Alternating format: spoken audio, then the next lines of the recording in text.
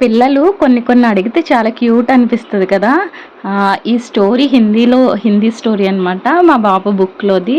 So, ఈ story చూసి వాడు క్యారెట్ హల్వా చేయమని అడిగాడు. సో, వాడైతే యాక్చువల్లీ స్వీట్ తినడు. కానీ పిల్లలు అడిగాక చేయకుండా ఉండలేం కదా! అట్‌లీస్ట్ తింటాడేమో అని కొంచెము హోప్ అయితే ఉంటది. సో, నేను అలాగే ట్రై చేశా. అందులో మా బాబు అడిగితే అస్సలు చేయకుండా ఉండలేను. నాకెంత బిజీ అయినా, ఎంత కష్టమైనా కన్ఫర్మ్‌గా చేసి పెడతాను అదే రోజు.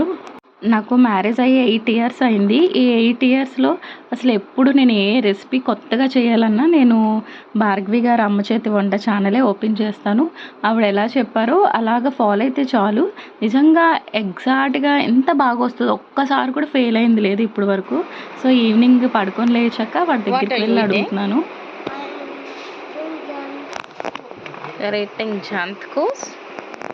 You want carrot pudding?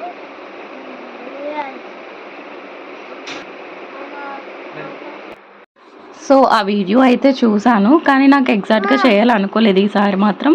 ఎందుకంటే సో, ఓన్లీ క్యారెట్‌తోని చేస్తే ఆ టెక్స్చర్‌తో అంత ఇష్టపడడేమో అని అనిపించింది. సో, రవ్వ కూడా యాడ్ చేసి చేయాలనుకున్నాను. ఇంకా కిచెన్‌లోకెళ్ళి నేను ఫ్రిడ్జ్ ఓపెన్ చేస్తే 3 క్యారెట్స్ ఉన్నాయి. ఒక 2 క్యారెట్స్ ఇంకా సో, రవ్వ తీసుకొని నేను ఈరోజు క్యారెట్ హల్వా చేస్తున్నాను. నేను ఎంతో బాగా చేసేస్తానని వాళ్ళ డాడీ కూడా హెల్ప్ చేశారు ఇక్కడ. క్యారెట్స్ గ్రేట్ చేసి ఇచ్చేశారు. ఫస్ట్ అయితే రవ్వని కొంచెం నెయ్యి వేసుకొని, మేము ఎక్కువగా నెయ్యి తినము. సో, కొంచెమే వేసుకొని రవ్వను అలా వేపుతున్నాను. తర్వాత ఇక్కడ బాదం తీసుకొని ఒక 10 వరకు బాదం తీసుకొని దానిలో కొంచెం వాటర్ వేసి దీన్ని ఒక థిక్ పేస్ట్ టెక్స్చర్ లాగా నేను దీన్ని చేస్తున్నాను.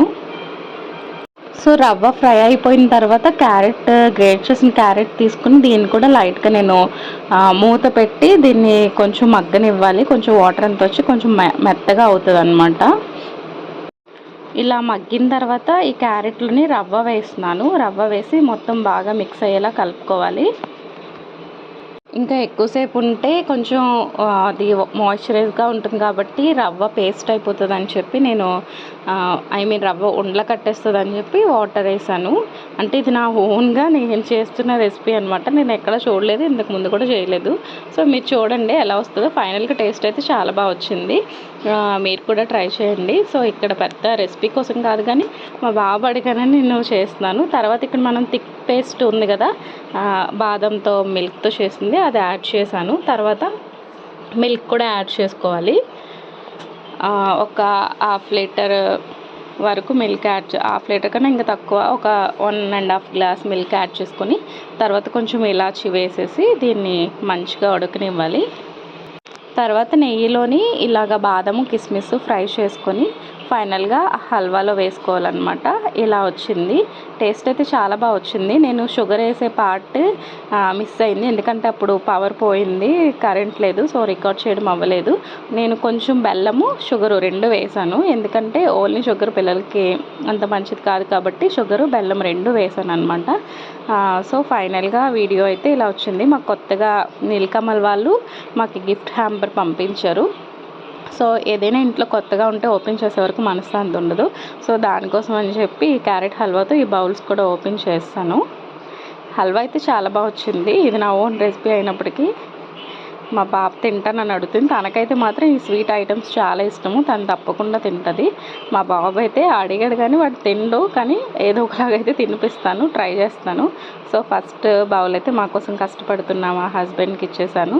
తర్వాత మా పాప తినడానికి రెడీగా ఉంది. హ్యాపీగా తింటుంది కూడా. ఎందుకంటే తనకి స్వీట్ అంటే చాలా ఇష్టం. ఇప్పుడు ఫైనల్గా ఎవరి కోసం చేసానో వాళ్ళ రియాక్షన్ చూడండి. అస్సలు స్వీట్ హాట్, పాప స్వీట్ అనమాట. అస్సలు ఇష్టపడ్డు. రియాక్షన్ చూడండి ఎలా ఉంటుందో. స్వీట్ అంటే తిండు. ఇదొక బెనిఫిట్ అనమాట. చాక్లెట్స్ అలాంటివి ఏం తిండు. కానీ ఫైనల్గా ఏదోలా తినిపించానండి. Thank you for watching.